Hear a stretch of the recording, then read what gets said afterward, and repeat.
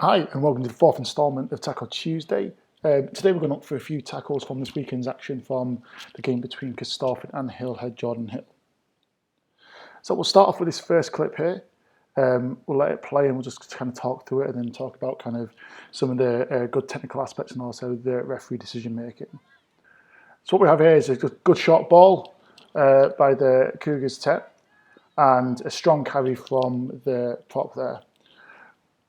What's really positive is that we see a really effective example of a good low tackle, with both tacklers being below the line of the sternum. So whilst the prop does make a half line break, the frontline defenders do get a effective tackle on the player below the line of the sternum, but it's the player folding around who manages to finish the tackle by a really strong low tackle, again below the base of the sternum. So we'll see that again here. And she gets herself in a really good position to actually to get a quite dominant hit.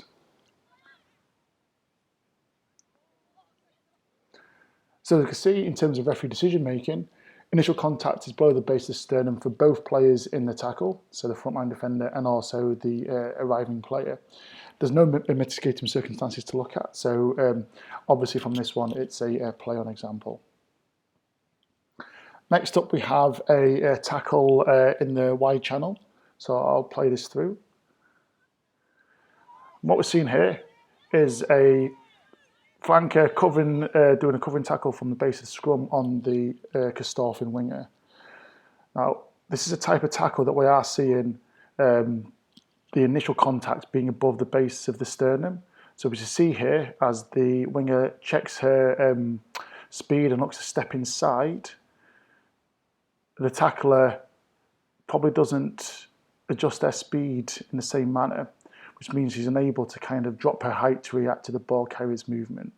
So we don't have anything too dangerous. We have an arm wrap around the ball area. So in this decision, it is a high tackle. It's above the base of the sternum, and the referee does a really good job to see that as well. So again, the decision-making framework, as you can see, the tackle is above the base of the sternum. The Hillhead 6 comes across and fails to probably just drop their hips and their knees to react to the winger's movement.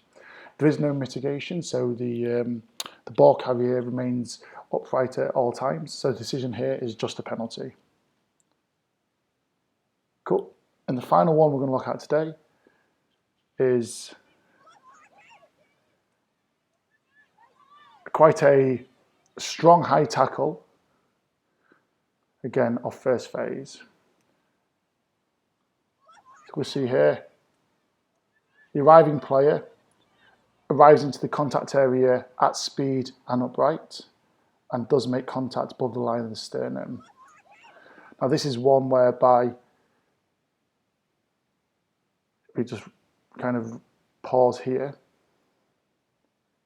Looks to get a strong tackle, but really doesn't adjust their body height to get below the ball, which would be the ideal scenario here, and arrives at speed and potentially affects a head contact as well. So it's hard to see with from this image. It's definitely a high tackle, and the referee does really well to spot this. But as we can see here, the Corstorphine player puts herself in a position where she could potentially be in the discussion for a head contact process. So the key thing here for players is just to look at their arriving speed and their ability to dip underneath the ball. Failing to do so, we can see there's a tackle above the base of the shoulder. There is no mitigation. The Hillhead Jordan Hill player doesn't dip their height and is upright in her ball carry. The decision here is a penalty, but potentially there's a discussion about the head contact process as well. So we've had three clips there. One, a really good example of an effective low double tackle. And the other two, one arising in a penalty and one potentially arising in a head contact process. And the key things to think about are the arriving speeds of players into the tackle area. Do they give themselves a chance to react to any kind of movement, or for themselves to drop their body height to make sure they can make a safe, low effective tackle under the new law trials? So that's this week's version of Tackle Tuesday. We'll see you again next week as well. But again, as always, for more information, jump onto the QR code here and follow us on Twitter, where you can find more bits and pieces around not just the tackle trial, but all the kind of coaching, training, education, match officiating stuff that's going on in the world of game development. Okay, have a great Tuesday.